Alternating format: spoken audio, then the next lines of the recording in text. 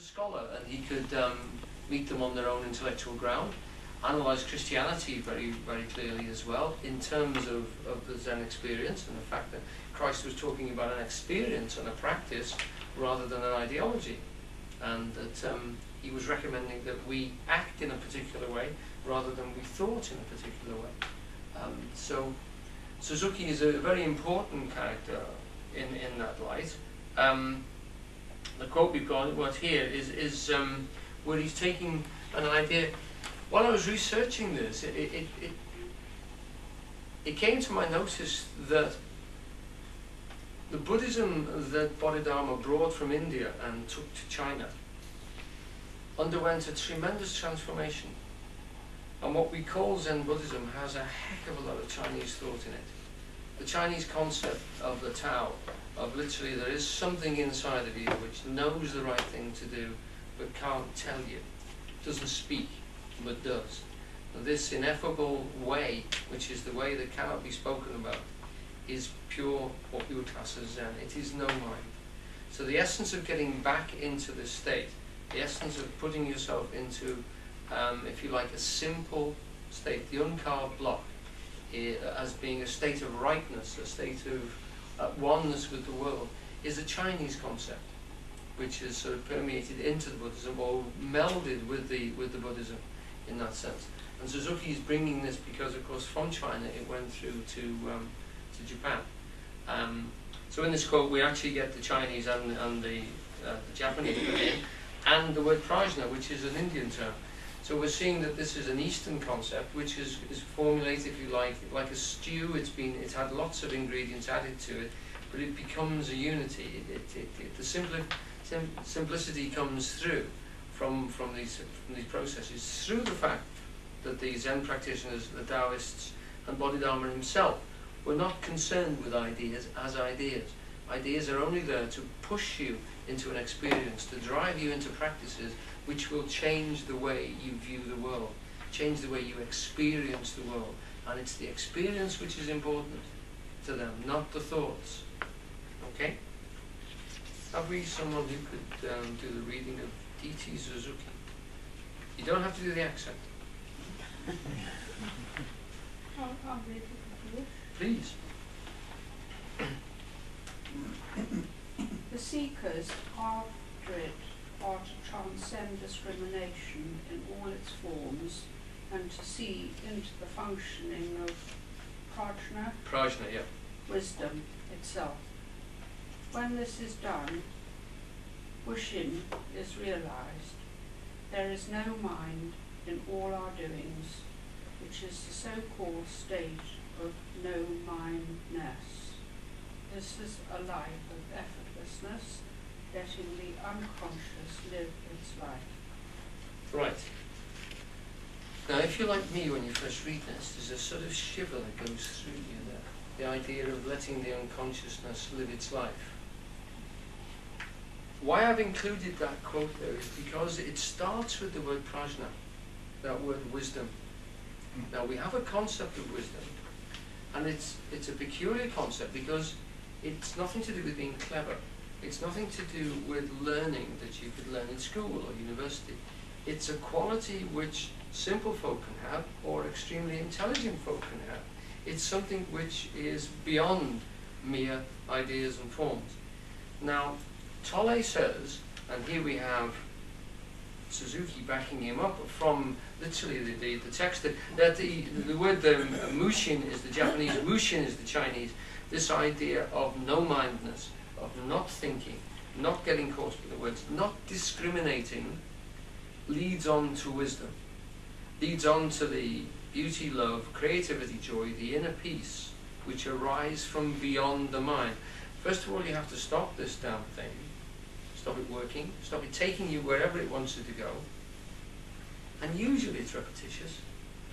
If you actually listen to the things you say to yourself over and over again, most of it you've said before. How much of those, the verbiage that you've gone through your head today is worth writing in your diary? Not much of mine. I get bits of old songs. I even get stuck with songs I don't like. Usually if I'm doing something, a song will come, or even a repeated phrase which I cannot get rid of. It is as ridiculous as that. And it keeps coming and sneaking in. But literally songs which I don't like, I will sing to myself. And so I know I'm incorrigible. I get stuck with advertising jingles and all sorts of rubbish. Now, Eugene used to say that when you hear that rubbish, you know that you've recorded everything and it's playing itself back through the lines of least resistance. It's not coming up because it's literally pertinent to what's happening now. It's coming up because there's a periodicity about it, or there's something in the environment which has triggered it off. You'll hear people, he said in real meditation, when you start to meditate, what you first notice is not only do you hear that, but you hear the voice that it comes in, and you can recognize the person that said it. Okay? So consciousness is, first of all, in noticing that most of the stuff in here is recorded. Some of it was highly charged when it went in. It may have gone in with a thump, it may have gone in with a sweetie, so it's gone in with emotion. It's not just recorded, but it's highly charged as it went in. Or it's been repeated every day. You were meant to chant it, you were meant to say it, you know, and this thing comes out. This was first came home to me by literally a friend who used to be involved in the work of Eugene Halliday, a fellow who was a champion Olympic swimmer. And he always used to carry a hat because his mother told him not to let his head get wet. Now, he was an Olympic swimmer, and he must have spent 4 hours a day in the pool, and yet he carried a hat in his pocket. And when we joked about this and laughed about it, but he still did it. And, you know, you think about the way this thing gets locked in. Now, yes, you were keeping your head warm as you're down with it, particularly in certain types of weather, but to always carry a hat seems fun. Yeah, so we can record things and trap them in, and they're there for life. And you're going to hear that sort of rubbish every now and again when something triggers it off, which could be someone saying something similar, somebody looking like that, or whatever. And this stuff is going to come back. And Suzuki is saying it here, it's the essence of Zen, getting into that state where that stops. That in fact, the talk about the ego can be cut through if you see that in the state of no mind, the ego stops, because the ego is a thought. It's a whole network of concepts which you've tied together and which you think are you. You think are you. It's not you. Couldn't possibly be you, because you're an infinite divine being, and that thought process has got 2 legs and 2 arms, a nose and 2 eyes, and it isn't anything as rich as you could possibly be.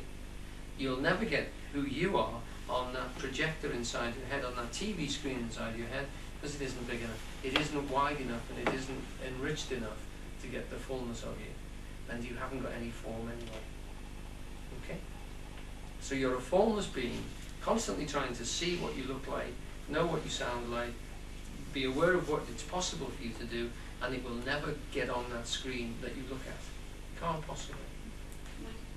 Sorry, can I just get something clarified? Sure, yeah. Is it inevitable that everything is recorded, or is this no mind about it not being recorded, or is it about it not replaying in a continuous fashion? I think it's about it not replaying in a continuous fashion, or, I remember talking to Eugene about that, he said it doesn't matter, because if you're not experiencing it, it may be playing somewhere in your head. But if you're not attending to it, if it's not appearing for you inside your consciousness, it doesn't exist. Remember, anything that exists for you exists inside your consciousness. If it's not inside your consciousness at this moment, it isn't. It's not important. You're the consciousness rather than the thought form. When it's gone, it's gone. It could come back at any point. But so it's a constant sort of, if you like, letting go of it process.